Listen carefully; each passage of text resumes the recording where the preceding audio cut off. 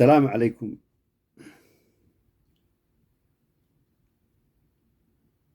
kusoo dhawaada janalkayga haddii aad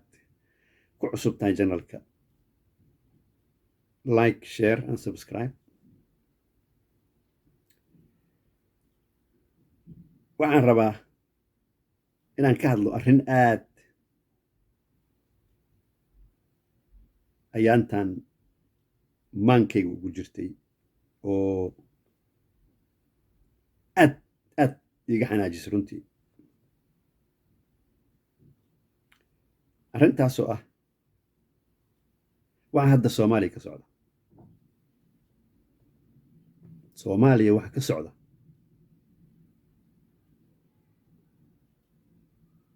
wax aad meel la saro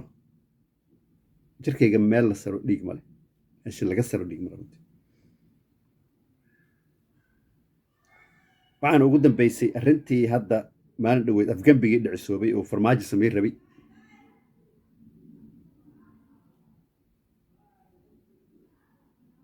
iyo waxa farmaajo meesha loogu haysto sida waxa aad aan uga maaragtay ii sheeg aan uga xanaaqsanahay waxa waaye waxa farmaajo meesha fadhiisiisa waay uu fadhiyaa meesha waqtigiisi waa dhammaaday mar hore inay ka tagay ahayd maraa fursad loo helay fursaddii in fursaddaas laga faa'iidaystay ahayd macnaha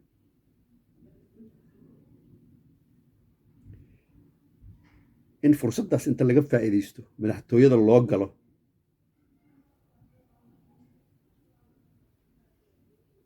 la soo qabto life iyadoo life madaxtooyada dhexdeeda madaxa looga gooyay wax kale ma astaahilo runtii. si nin walba oo isku daya arrintaas mar dambe oo xukun isku dhajiya uu ogaado waxaa la yidhi debiga gowrac weyshu ha ku qusatee.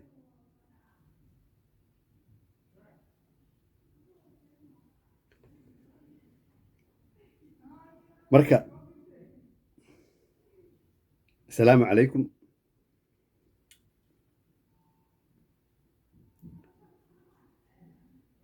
arrinta horta waxay ka soo bilaabatay runtii arrinta dhibkan meeshuu ka soo bilowday soomaaliya hadda haysta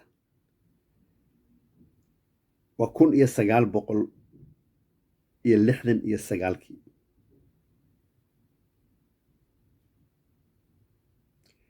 markii towraddii kacaanka ay dhalatay. towradda yaa waday marka towradda marka ugu horeysa towradda waxaa waday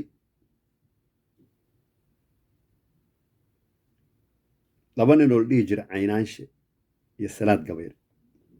nimanka hogaaminaya towradda kuwaas iyaga ahayn.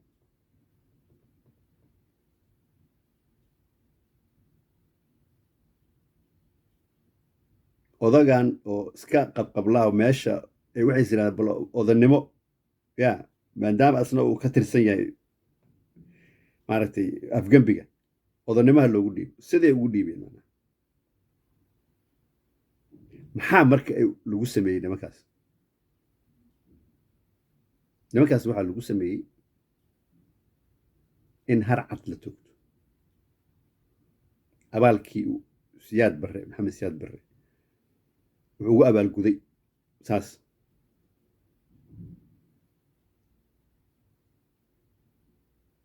waa ogeyn wixii ka dambeeyey dhibkii la soo maray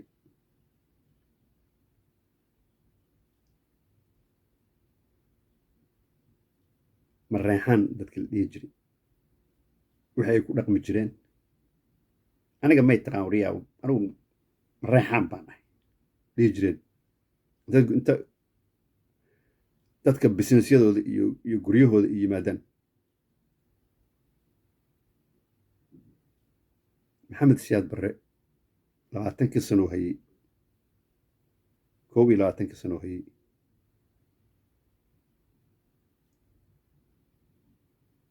dadka abuuska badan lagu sameynaya waxay ahayn hawiye runtii marka hawiye waxaan leeyahay hawiyow umulnimada iska dhaaf runtii umusha waxaa la yidhahdaa intay foolanaysana waa dhibtootaa go-aanay gaartaa inaysan mar damba u noqon kadibna meeshii ka bilowda waxaa waaye waxaa samayseen arrin aad u xun runtii 2017 waxaa samayseen arrin la mida arrintaas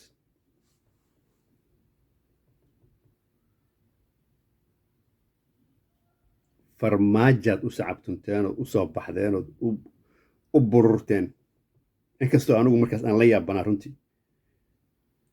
oon idhi waa 36 guuro 1991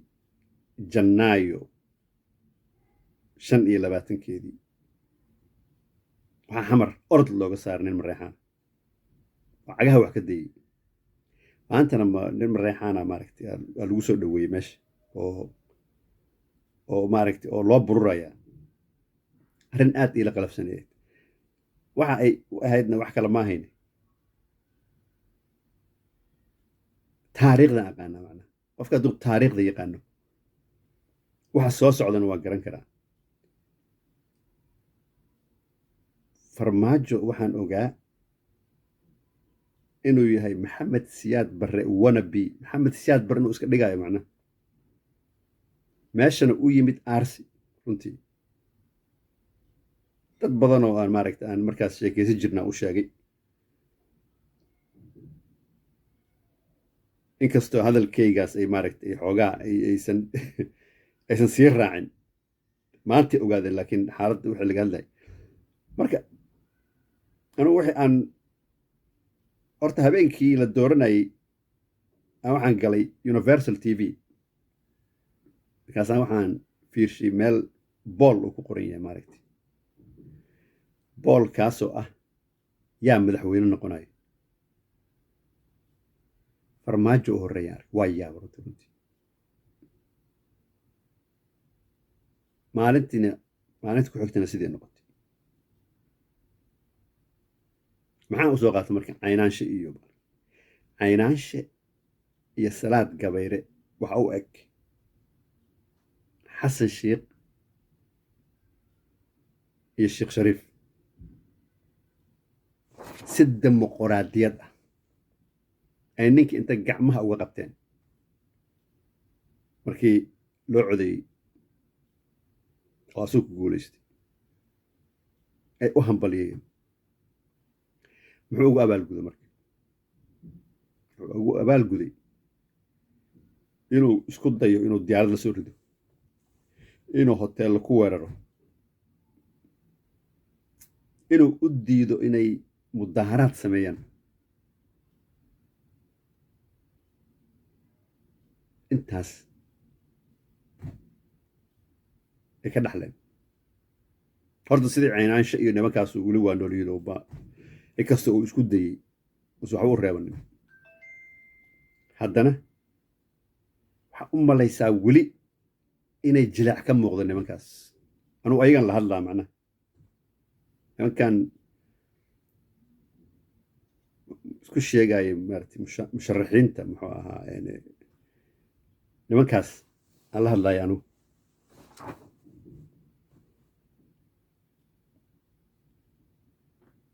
maalin walba waa hadashiin hal sana hadda hadlaysiin hal sano oo farmaajo meesha fadhiya awood inuusan lahayn waa aragteen soo ma awood ma laha farmaajo daqiiqada ma qaadanaysin meesha looga tuuro waxaan la yaabanaa marka wax intaas hadal a u haysiin nimankii badbaado qaran dhowr jeer ay magaalada soo galeen magaalada oo shalay ugu dambeysay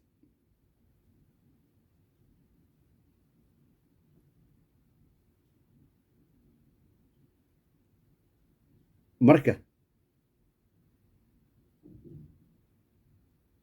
waxa u dhigaashanaysiin farmaajo oo weli madaxtooy usii fadhiyo maxay tahay marka waxaan la hadlaya waa nimankaas midowga musharaxiinta aan la hadlaya maalin walba waa hadashiin hadalkiinana meel ma tago runtii meel hoo u baahan hadal wax kama tiraadin waxa aad maalin walba u hadlaysiin adinkoo samayn kara waxa sharciga ah oo maaragtay ii sheeg inaad maaragtay xaqa oo aad samayn kartiin oo ah ninkan in meesha laga soo bixiyo oo dembiyada uu leeyahay lagu oogo uusan ka bixin waddanka inuu ka baxan lahaba waa in la xira waa farmaajo waayo dambiye badan uu galay fahamti marka waxaan la yaabanahay waxa u haysatiin ilaa hadda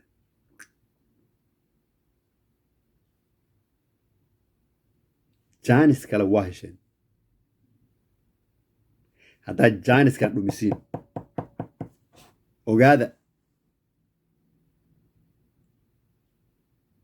berre wixii idinku dhacayn adinku mas-uul ka tihiin ninkaasu bun idinkaga dhimi maayo haddaba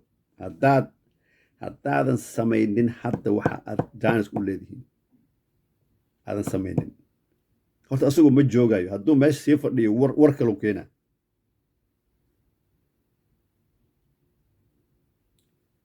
marka farmaajo waa maqlay maanta inaad tirahdeen laga bixiyo meesha laakiin ficilaa loo baahan yahay laga bixiyo kaliya matarayso waxa matarayso ciidankan badbaado qaran oo magaalada soo galay iyo ka bixin ilaa farmaajo ay ka bixiyaan meesha waayo madaxtooyada inuu ku jiro xaqba uma lahaba totally sababtoo ah waxa waaye waqtigiisi waa dhammaaday hal sano sii maraa hadda sanadka cusub ayaa dhalanaya maxaa u dhiman 2 bilood uga dhiman sanadkii hadduu gaar haddana ma kusii haynaysid meesha waaye oo doorashaa la galaa doorasho ma asagu doorasho meesha uu rabaa kalaa ku gal laakiin madaxweyne maaha saacaddan laga bilaabo waxaan maqlayay mid afayeen madaxtooyada uga soo hadlayo iskibrinayo weliba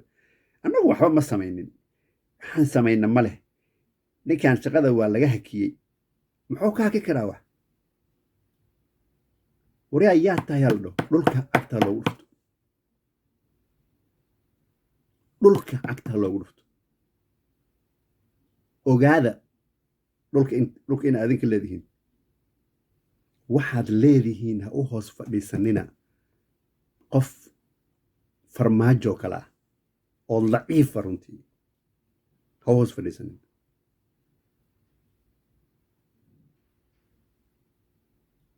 farmaajo wuxuu yahay male nin caqli la xataa maaha farmaajo daa fiirisid si uu dhaqmayo asagoon awood lahayn oo maskax aan lahayn oo caqli aan lahayn wuxuu rabaa dadkii inuu maaragtay ii sheeg uu wax walba maaragtay ii sheeg loo sameeyo waxaan la yaabanahay waxaad sugaysiin aan la yaabanahay runtii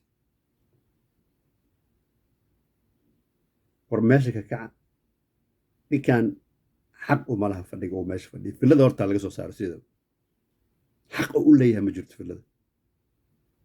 hadalna loogama soo saari karo hadalkii muuse suudi farmaajo ka soo bax yeeli maayo madaxtooyada waa in xoog looga soo bixiyo ama loo sheego la yidhaha hadda ka baxdoo nabad qabo deg meelahaas kale hotel dega daarti waayo madaxtooyada waxaa iska leh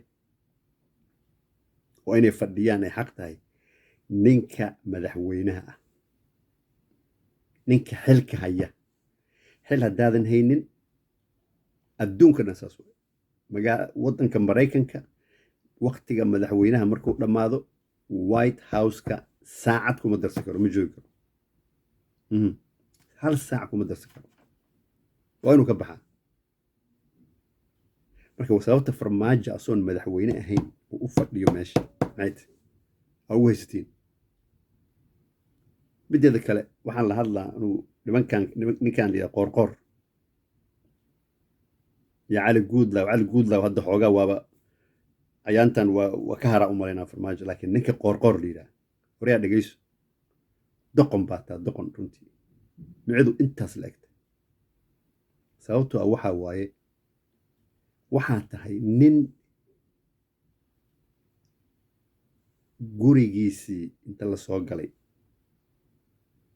dhahaya qayb gurigayga iga sii waxaagii waayo ama nin wixiisii inta lagula dhegay dhahaya qayb le isii bis wax iga sii farmaajo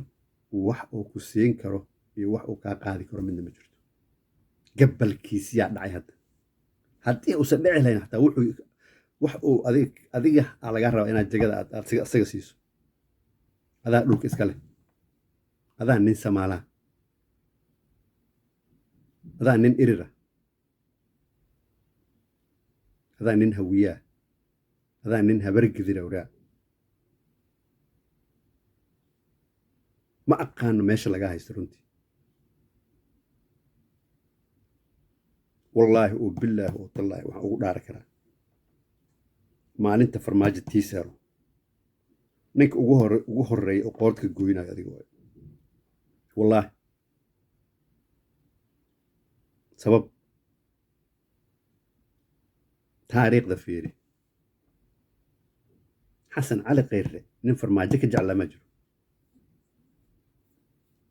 7 daqiiqa mukuridino sabab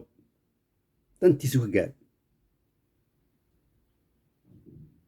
adigana taasa kuu socdo ali geeridii galbeed laga sheego gondahaaga ka day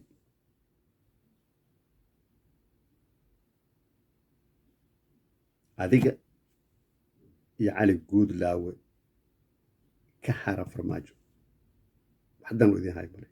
hadda yuusuf dabageedo uu kusoo kiciya la sheegaya cali guudlaawe ka hara wax uu idiin haayo innaba ha la ekaatee ma jirto maalinka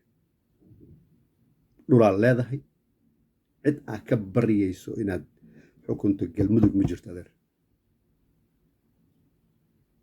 haddaa ka harto hadda farmaajo galmudug cid kugu haysato bale adaa xukumaya waay farmaajo ugu daba fadhiisaa inaad galmudug aad maarata xukunto farmaajo intuu ka degaa galmudug dadkiisu waxay ka degaan caabud waa hal magaalo bis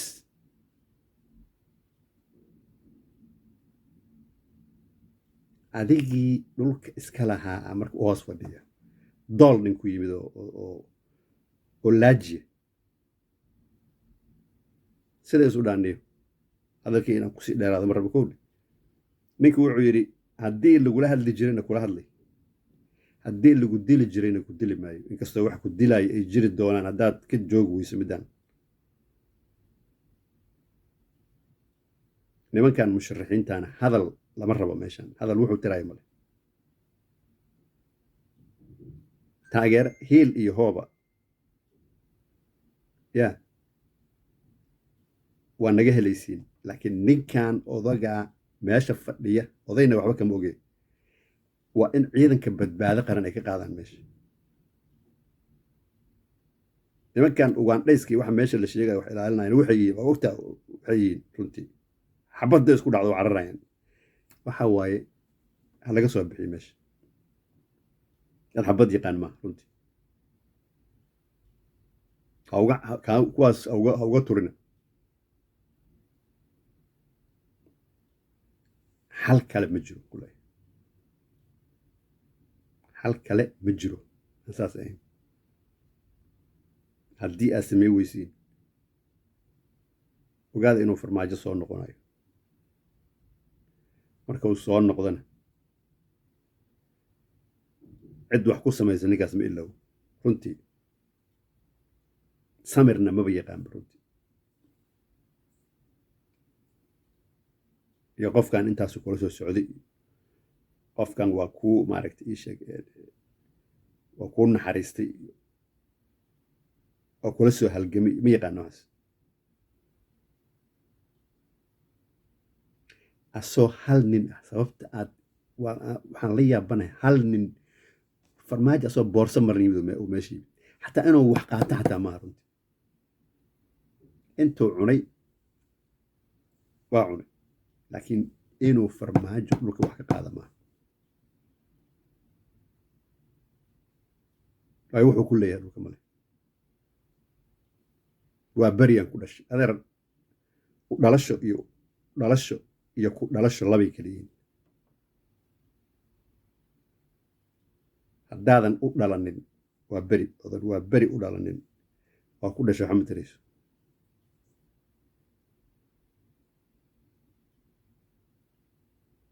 dhulkaana shuqul kuma lihid asxaanna uma haysid haddaa ka bixi weysana xog in lagaaga bixiyay noqonaysaa runtii wax kale oo aad ku leedihiin rarbaaxo maahane wax kale kuma lihdiin muxuu ahaa sheegeen kuma lihdiin asxaan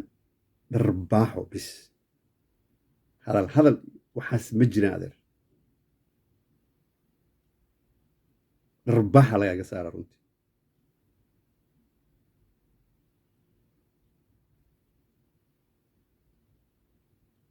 marka waxa waaye hadalkayga waxaan kusoo gabagabaynaa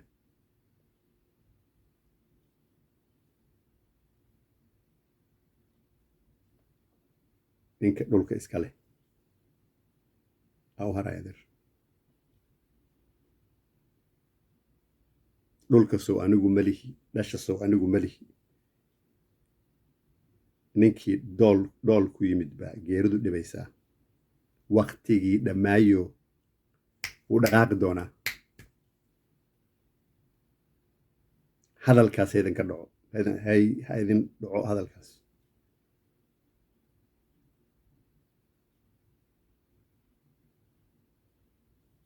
sida isku dhaama